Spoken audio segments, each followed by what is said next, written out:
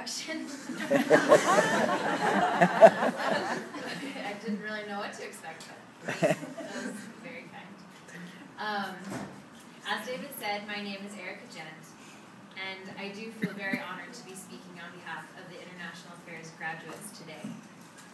As you can see, I had surgery on my knee last week. I did injure it in a ski race, one of the first of the season. Lucky for you, I'm off of pain meds, so I probably won't be so emotional. Unlucky for you, I'm off of pain meds, so my speech probably won't be as funny as it was when I practiced it the last few days. I can honestly tell you I was genuinely surprised when I was asked to give the student address tonight. I'm constantly in awe of and humbled by my intelligent, bright peers. I want to begin by thanking the friends and family who are here today. We have all benefited from your love and support over the years, and we know our achievements would not be possible without you. Thanks, Mom and Dad.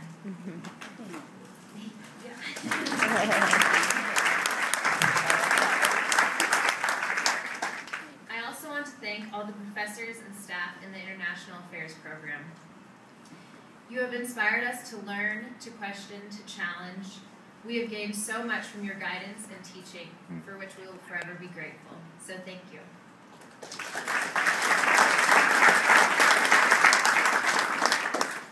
The International Affairs major is a special, irreplaceable major, which attracts many different kinds of people, all who are exuberant about the world in which we live. Whenever I tell someone what I'm majoring in, I usually get one of two reactions. First, people often say, "Oh, that's a sexy major. Sounds so James Bond. What about domestic affairs? Are you having any of those?" People really say that. The second way people react is by saying something along the lines of, "Oh, that's a cool major. It sounds so interesting and relevant. Those are the most interesting classes." And I smile, agree. Yes, it is interesting and relevant. Well, in my head, I'm like, duh, that's why I'm majoring in it.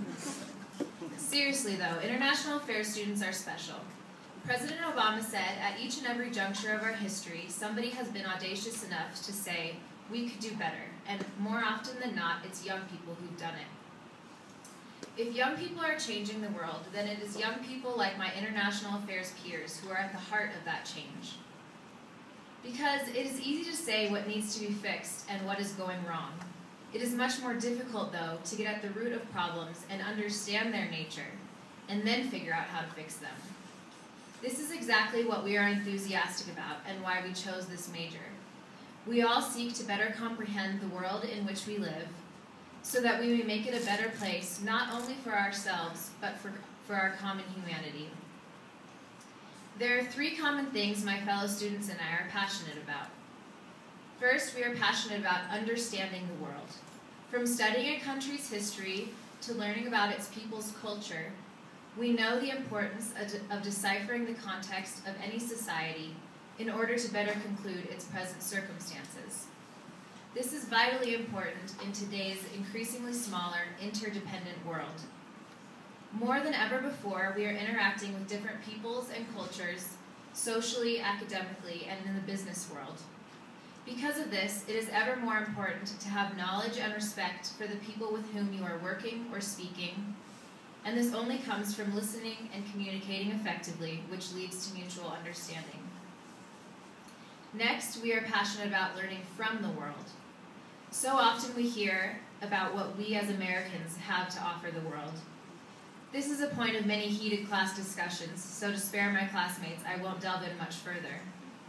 What is unique about my colleagues, though, is that we are excited to learn from the world, to absorb what the world has to offer, to perceive that there are positive and negative parts of every culture, and to use that knowledge to become the best people and also the best citizens of the world we can be. Last, we are passionate about leaving the world a better place. Yes, our world is getting smaller, yet with this new closeness, we know that this world is so very complex. We know there are numerous conflicts to be addressed, problems to be solved, and challenges to be met. We know that most of us live privileged lives compared to many around the world. What I see in my peers is a longing to charge into this crazy world in which we live and leave a mark, to actually make a difference. To be more than simply citizens of this world, but to be active, impactful citizens, doing our best with the knowledge and understanding we have to make the world a better place. Now, as in the global context, we look to our futures with excitement, apprehension, trepidation, but we must never forget our own pasts. These last years here at CU will be ones we remember forever, and the memories we have made have helped to shape the people we are today. For me, I will never forget my times on the CU ski team. One of my funniest memories, and one in which I'm able to apply my international affairs skills, was with my French teammate, Gabby. I think we were giving him a hard time on his choice of clothing, and he looked at me with only a look a Frenchman can give you, and said, "Erika, you are not French. You do not know what is style." Summoning all my international affairs skills, all I could say was, "Touché, Gabby." For those of you who don't know, the CU ski team is a team that has won 18 national championships. One of these championships, as David mentioned, was won in 2011, a team I feel so proud to have been a part of. Winning that championship meant so much to us as a team for a lot of reasons, not the least of them being we were representing this school, donning black and gold. We were Colorado Buffaloes. Although I probably won't miss leaving Boulder at 5 in the morning only to drive up to cold, windy, snowy Eldora for training, I will miss my family I came to love in Boulder. I know that no matter where I go after I leave this campus, I will have my ski team family and the memories we have cherished together. Along with our diplomas, it is our memories and friends like these that we can take from our time at CU. On our first day of International Affairs 3000 Development, Culture, and Communication class with Dr. Kane, she told us why she loved teaching international affairs students in particular. She said that she believed we truly do have the potential to make a difference in the world. She told us that international affairs students seek to be the best they can be most of the time, and try harder than most to learn and apply the skills, knowledge, and experience we have gained here at CU to the global context. She ended by saying that we are the 1% who can make a difference in the world, and that she, along with the rest of the world, is counting on us.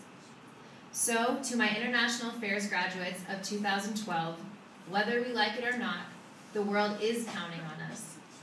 While this may seem a heavy burden and a daunting task, I have no doubt that we can leave this campus of CU behind and go out into the world with confidence and competence. May we forever be students in the world's classroom, never forgetting the importance of understanding others and learning from differences, while never losing who we are as individuals. If we do this, our passion for leaving the world a better place will come naturally. Gandhi said, "Be the change that you wish to see in the world." I know my colleagues and I are prepared to do just that. Congratulations, class of 2012, and good luck.